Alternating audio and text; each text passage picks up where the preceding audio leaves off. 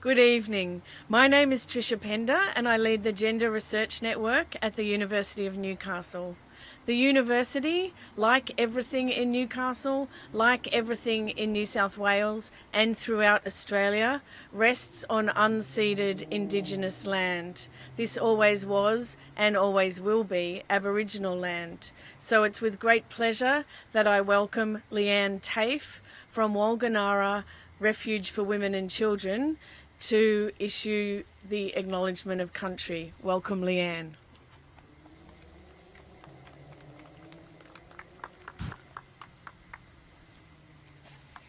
Hi, well, you know I'm Leanne.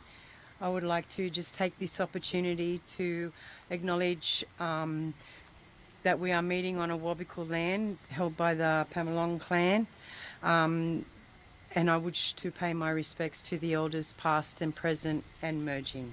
Thank you.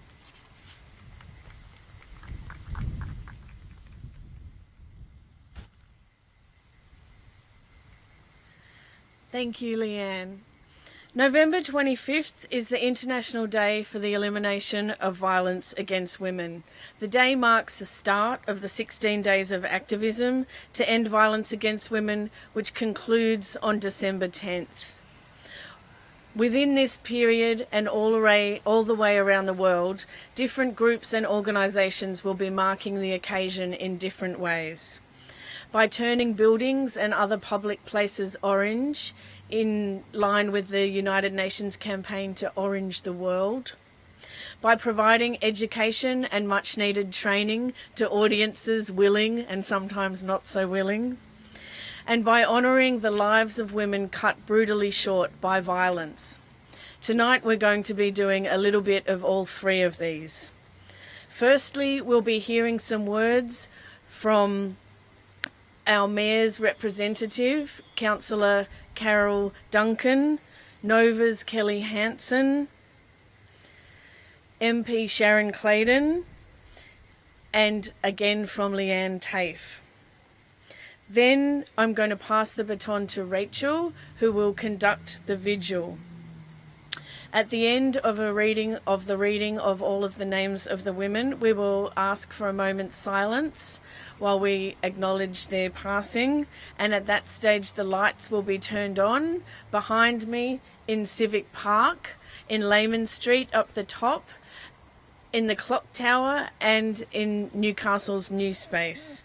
So without further ado, I'm going to hand over to Councillor Carol Duncan.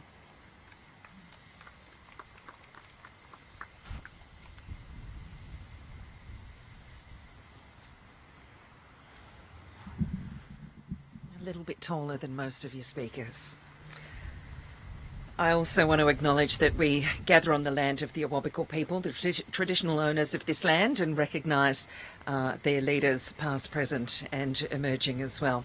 I do want to extend my apologies for the Lord Mayor, who is has another commitment tonight, but she sends, of course, her thoughts for everybody who is gathering here for this special event again this year. Here we go again. Here we are again trying to address and find solutions to some really awful and embedded problems. And it's a year in which COVID has not just increased the strain on resources in this area, it's a year in which, sadly, I wonder actually what headway we've made. It's been a big political year in the Northern Hemisphere if we look at the US and we look at how the behaviours of some political leaders in the US have perhaps enabled and emboldened terrible behaviours from others. And I think that's in my 3 minutes tonight, just quickly what I wanted to talk to you about, because it is something that I think about and that angers me, and I think it's something that we need to do much more about. When we think about domestic violence, we perhaps imagine a stereotype. I think that is the first image that comes to mind is it's a domestic partner. It is perhaps a man of a stereotypical socioeconomic group. We have these stereotypes that emerge. But I think a bigger part of the problem actually starts at the top. And it starts with people who enable and embolden dangerous language, because Words harm. So when we see that behaviours are not called out, whether it is in workplaces, it's in governments of every level, and I'm sure that my colleagues here tonight as well would have their own observations about behaviours that belittle women in a workplace and also enable and embolden the wrong behaviours, we really do have a significant problem. Every level of Australian politics, every office, every workplace has somebody who in some way is turning a blind eye to words and behaviours that enable and embolden other people, men, to perhaps become perpetrators of violence against women and children. And I'm sad that it actually, in Newcastle as a city councillor, I see it in my own role in this city. And I think we can all stand up and do much better than that. When we see some of our own elected representatives behaving badly, that breaks my heart, because that's the absolute opposite of what we are here to do for our community. So I guess my call is for those of us who have any sort of position of influence in any workplace, in any company, in any organisation, when we see it, we need to call it out, and we need to stand up to it, and we need to ensure that we report it and we protect it. And I would extend that to our media as well, across every level in Australia as well. It is beholden upon our media to do the right thing, to call it out, to not let it just pass by. Because when we do that, we create dangerous spaces for women and their families. I'm very proud to represent the Lord Mayor here tonight. You have an extraordinary woman at the helm of this city. I think she does an incredible job. But I see from a day-to-day basis what she is subjected to, and the behaviour that is, as I've said, enabled and emboldened by people who don't call out the bad behaviours and the media that doesn't report it. I think that has to end. Thank you so much for having me here on a special night. I'm very, very proud that the City of Newcastle has been able to support this event, and I know that the lighting that has been included for this event this evening will be made available for others as well, to help us try and share more stories in the future. But let's work on this and think about the ways that we can encourage others to be brave and to call it out, and hopefully one day to bring an end to it. Thank you.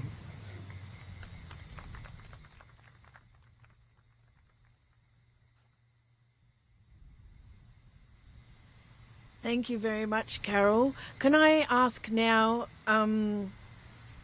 sorry, I'm having a brain fart. Could I ask now Nova CEO Kelly Hansen to come and speak about the work that Nova's doing in Newcastle? Thank you, Kelly.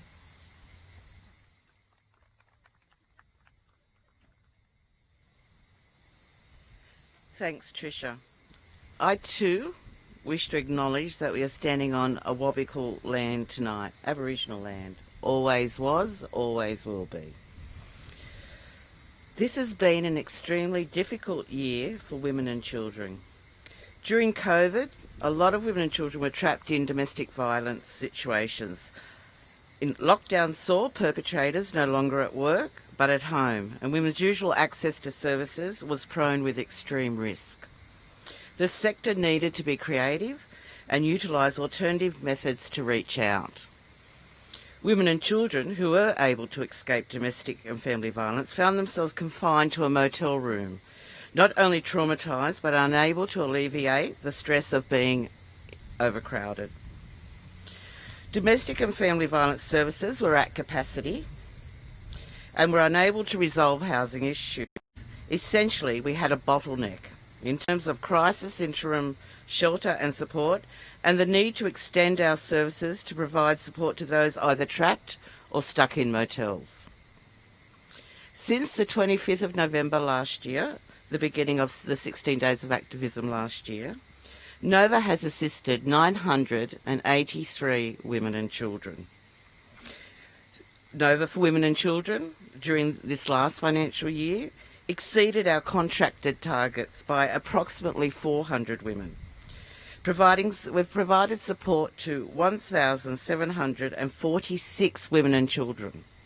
We're just one service. I believe that other services would have a similar story. So my talk was very quick tonight, but I just want to end with this. I long for the day that I won't have to attend events like this. I long for the day that remembering the women murdered by perpetrators of violence will not be necessary.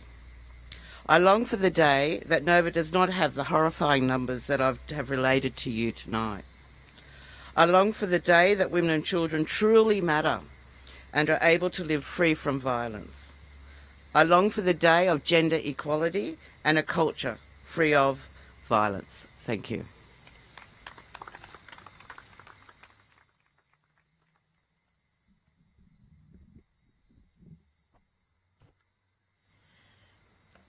Thank you very much, Kelly. Can I now welcome to the microphone our federal member for Newcastle, Sharon Claydon.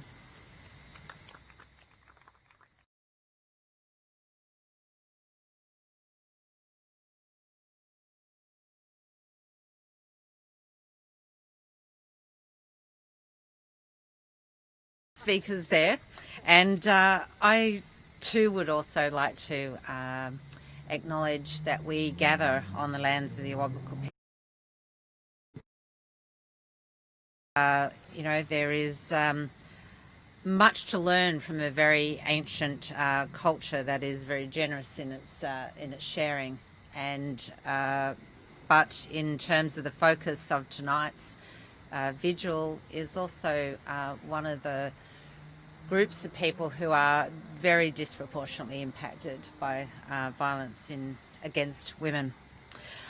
Over the next 16 days, we are going to be joined by, I think there's more than 6,000 organisations participating in this year's 16 days of activism against gendered violence. We're joined by literally millions of women across 187 different nations on the globe.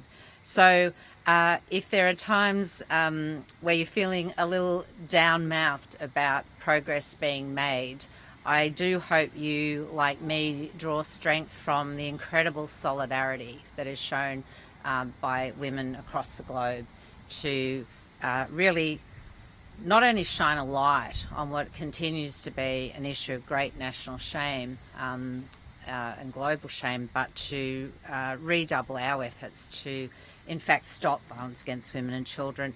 I want to recognise the University of Newcastle's Gendered Research Network for leading the charge here in Newcastle.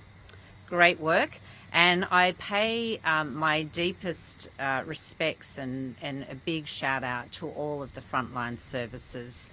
I know how much you give of yourselves each and every day to help women and children in our communities, and I know the difference that you make.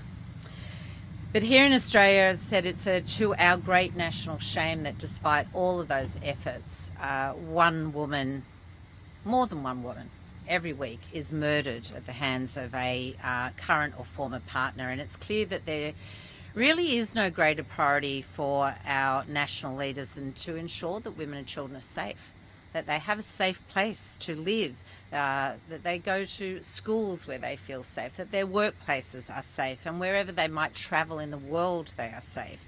And I've spoken on this issue many times in Parliament now, and continue my calls really for a government to make gendered violence a really key metric of the measurement it uses to be judged by the citizens of this nation. And whilst the federal government has committed some dollars towards comments and commitments that they've made, there remains an unconscionable gap between the government's rhetoric and its behaviour on this issue. And, I think in the very little time I have left tonight, I need only point to the very recent federal budget that did not contain a single dollar of new funding for our frontline services. This is in the context of knowing full well that all of our service, already overstretched and under-resourced, are facing a tsunami of work as a result of the increase, the big spikes in gendered violence that occurred during the COVID-19 lockdown periods. We know through the early research that's coming through what was happening during that time. I'm heading up for Labor a parliamentary inquiry on on family, domestic and sexual violence in Australia right now. And one of the good things about that inquiry is it's given a platform for workers and women in particular to actually communicate directly with politicians about, just how chronic, how dire people's circumstances have been this year. And I can't,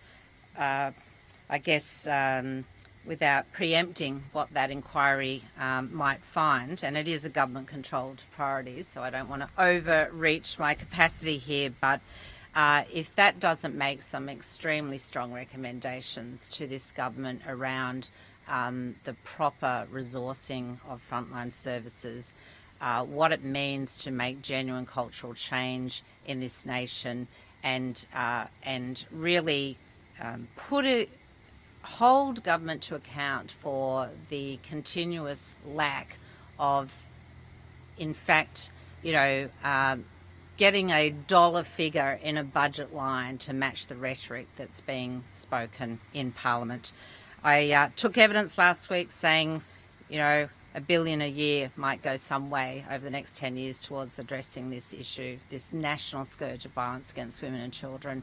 I don't pretend. I'm very aware of the complexities of violence in our communities, and there are both very immediate actions that are required, but there are also very long-term, deep systemic and cultural change that is required. That is part of my role, I guess, in the Australian Parliament, and I make this pledge again tonight to do absolutely everything I can with the platform that I have to ensure that this remains at the forefront of national agendas, and that every ounce of pressure is applied to the government to act. Thank you very much. And I join Kelly Hansen in hoping that we don't stand here every year citing these shocking statistics and pleading for action to be taken. But take heart in the fact that you stand with literally millions of women from 187 nations across the globe for the next 16 days to put a very big light on what is and should be an issue that drives our entire globe into full action. Thank you very much.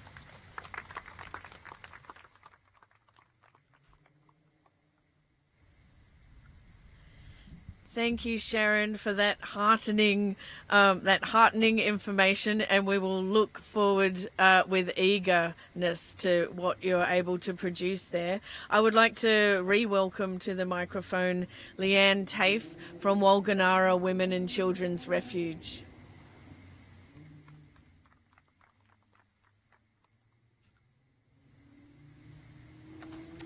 Hi, I just want to talk a little bit about the children. I'm on a Warlga committee and have been for the last 7 years. And for 7 years we've seen thousands of good men and boys walk 1 whole mile up a hill on very hot days to plead their oath to never be silent, the white ribbon oath, to violence against women and children.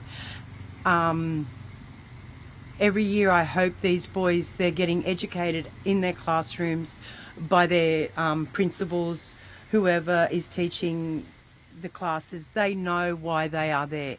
And the men that turn up,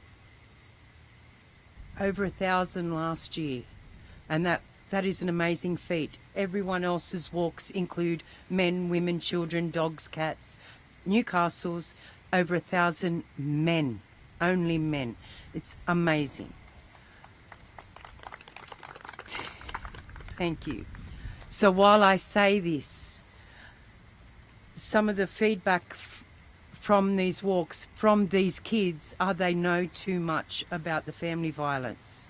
At Warlga, every woman we see, on average, 2 to 3 children each. These children come to us with trauma. The mother is already traumatized. She's not noticing what's going on with her children. But the first thing the government system does is mandatory reporting, and then they wonder why these women don't report, why these children are slipping through the gaps. We have issues such as FASD, that the parents are alcoholics. It's all they know. That's all they go back to. This needs to stop. And the government system on their mandatory reporting, all that has to change. It has to talk about how to report somebody for help, not threats, not I'm going to take your kids if you don't leave him. Aboriginal people will not report it while this is always going to be the threat. So I can go on forever. I'm very, very passionate, but I'm just going to leave you with something that one of my inspirational men has said. His name's Mick Dodson, if you're aware of who he is. He says, social justice is what faces you in the morning. It is awakening in a house with adequate water supply, cooking facilities and sanitation. It is the ability to nourish children and send them to school where the education not only equips them for employment but reinforces their knowledge and understanding of their cultural inheritance. It is the prospect of genuine employment and good health, of life choices and opportunity free from discrimination. Domestic violence does not discriminate. Thank you.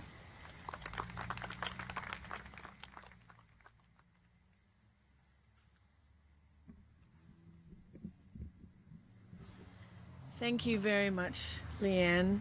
I now would like to welcome Rachel Bond, who will be organising the vigil that's going to take place now. Rachel, welcome.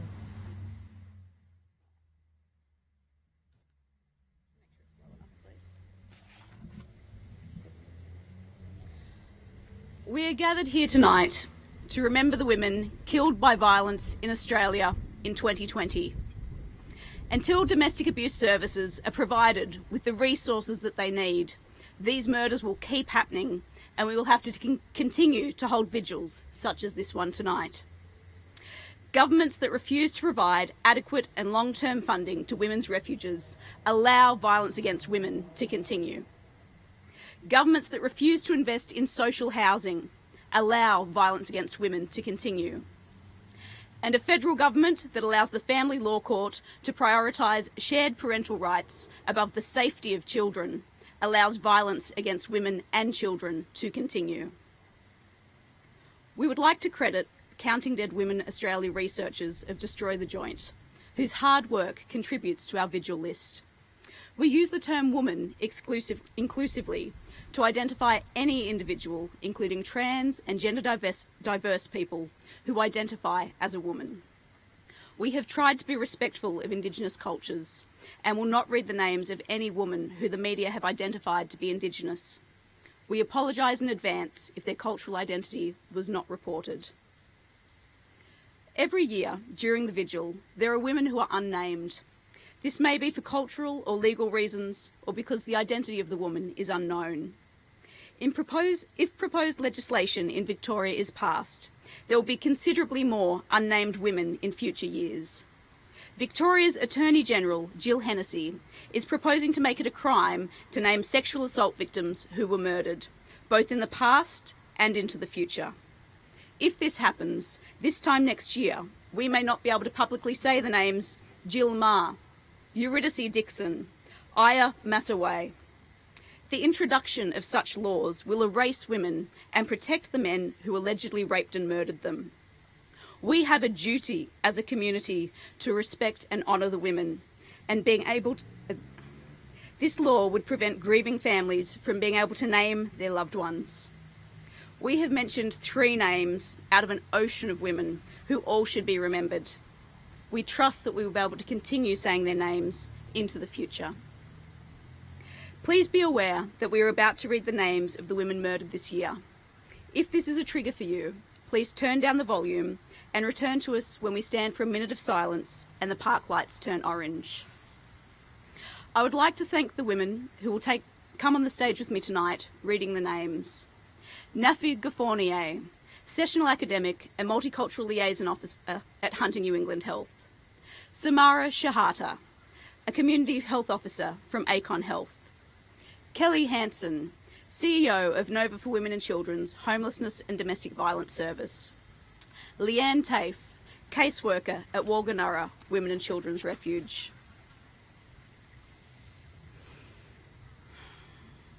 We remember Kimberly McRae, who was 69 years old, from Coogee in New South Wales. Police are seeking to extradite the 20-year-old man who allegedly murdered her. We remember Maud Steenbeck, who was 61 years old, from Heidelberg West in Victoria. Her male neighbour has been charged with her murder. We remember an unnamed woman who was 42 years old, from Woollawah in New South Wales. Her stepson has been charged with her murder. We remember Alexis Parks, who was 50 years old, from Chermside in Queensland. Her male partner has been charged with murder. We remember Hannah Clark, who was 31 years old, and her 3 children, Aliyah, 6, Leanna, 4, and Trey, 3, from Brisbane in Queensland. Her estranged husband has been charged with their murders. We remember an unnamed woman who was 49 years old, from Townsville in Queensland. Police have alleged her murder was an act of domestic violence, but have not released the relationship of the man who killed her. We remember Anne-Marie Smith, who was 54 years old, from Kensington Park in South Australia.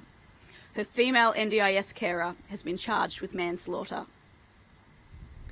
We remember Marie Collins, who was 67 years old, from Perth in Western Australia.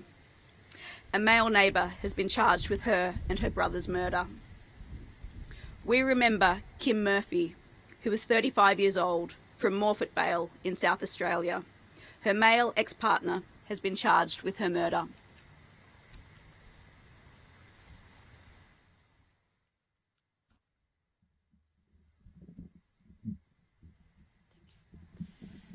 We remember Rokeya Haidari, who was 21 years old, from Victoria, whose husband has been charged with her murder.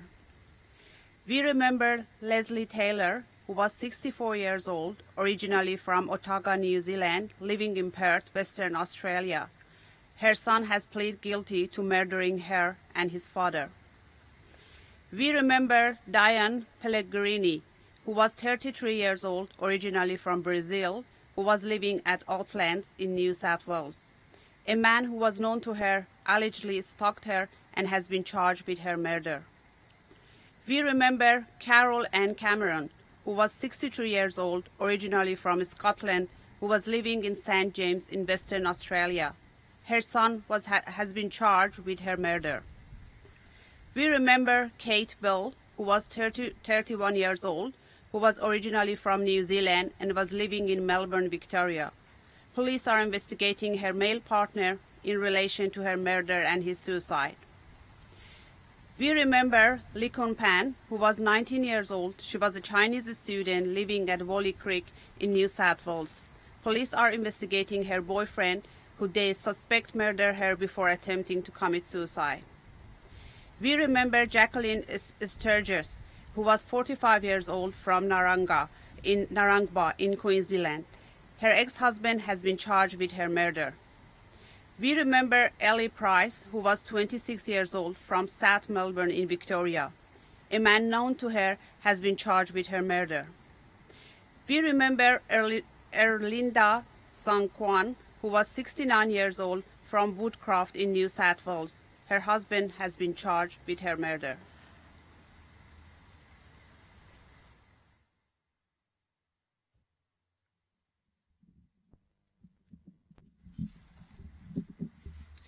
We remember an unnamed woman who was 65 years old from East Gippsland in Victoria. A man who was known to her has been charged with her murder. We remember an unnamed woman who was 44 years old from Cable Beach in Western Australia. A male relative has been charged with her murder. We remember Loris Puglia, who was 59 years old from Joyne in Queensland. Her son has been charged with her murder and her husband's murder. We remember Kamlajit Sidhu, who was 27 years old from Quakers Hill in New South Wales. Her husband has been charged with her murder. We remember Karen Leake, who was 69 years old from Devon Meadows in Victoria. Her niece has been charged with her murder. We remember Ruth Matafa, who was 22 years old from Bidwell in New South Wales. Police have confirmed that her male ex-partner murdered her. We remember an unnamed woman who was 76 years old from Cairns in Queensland. A man who was known to her has been charged with her murder as a domestic violence offence. We remember Karen Gilliland, who was 42 years old from Rockhampton, Queensland. Her estranged husband has been charged with her murder. We remember Rosalind Staggard, who was 67 years old from Cavenshire in Western Australia. Her son has been charged with her murder.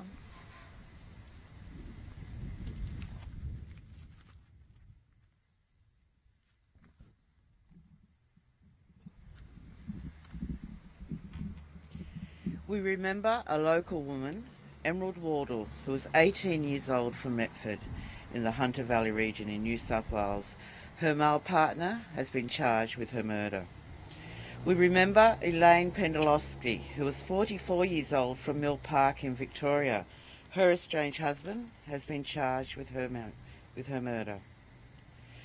We remember Najma Carroll, who was 33 years old, who was experiencing homelessness and had most recently lived in Sydney's inner west in New South Wales. Police have set up a strike force to investigate her homicide. We remember an unnamed woman whose age we do not know, who was found at Headley in Victoria. Homicide detectives have questioned a man who was known to her. Their investigation is continuing. We remember Aisha Beatty, who was 31 years old, who was experiencing homelessness and was from Budina in Queensland. A man not known to her has been charged with her murder. We remember Chelsea Ireland, who was 19 years old, from Adelaide in South Australia. Her boyfriend's father has been charged with the murder of her and her son.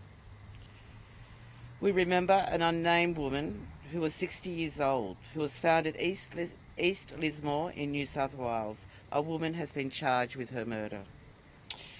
We remember an unnamed woman who was 66 years old from Glenfield in New South Wales. Her male partner has been charged with domestic violence related murder. We remember Sabah Havis, who was 23 years old from Wentworthville in New South Wales. Her husband has been arrested and is assisting police with their investigation into her murder.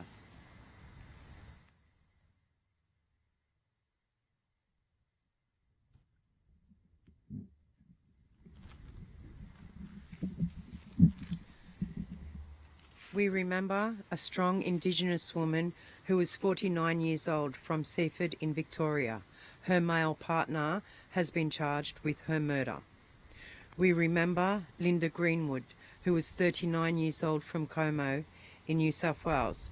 Her male ex-partner has been charged with domestic violence-related murder. We remember a strong Indigenous woman who was 39 years old from Glagarmbone, New South Wales. A homicide squad task force are investigating her death.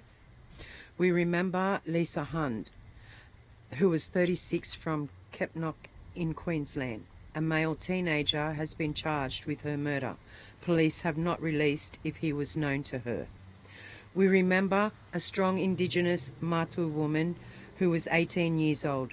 Her traditional land covers millions of hectares in central Western Australia. A male teenager who was known to her has been charged with her murder.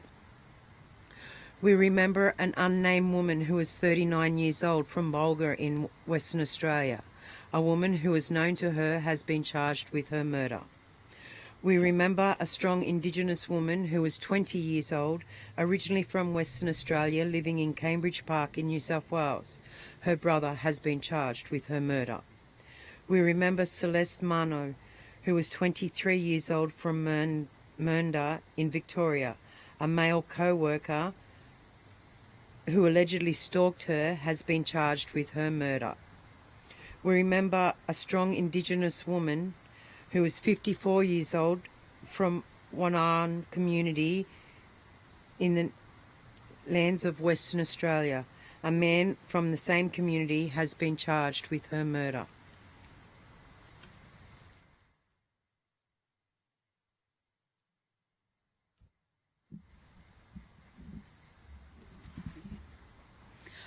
I would ask that those of us here in the park and wherever you're watching, please now stand for a minute of silence to pay our respect to the women killed by violence in Australia so far in 2020.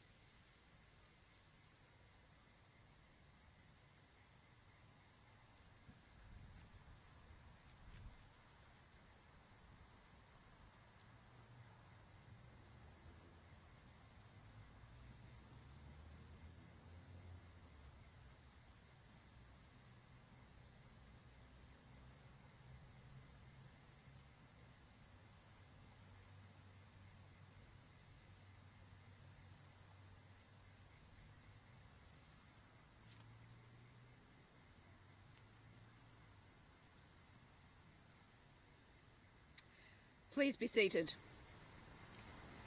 I will now hand you back over to Trisha Pender.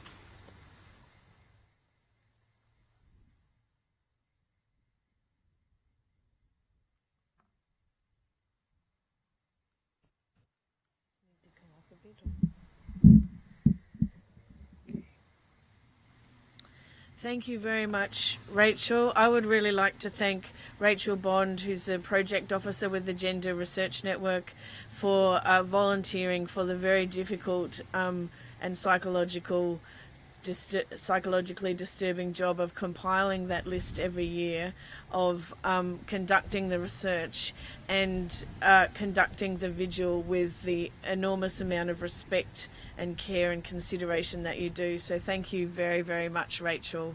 Thank you also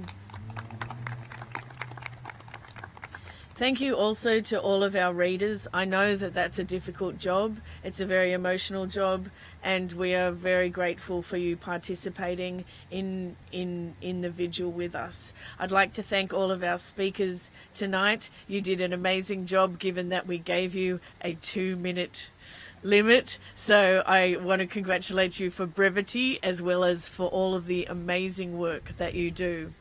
Before I let you all loose, I want to thank a couple of people without whom tonight could not be possible. And I hope that you can see behind me the lights that are happening in the park that have just turned on.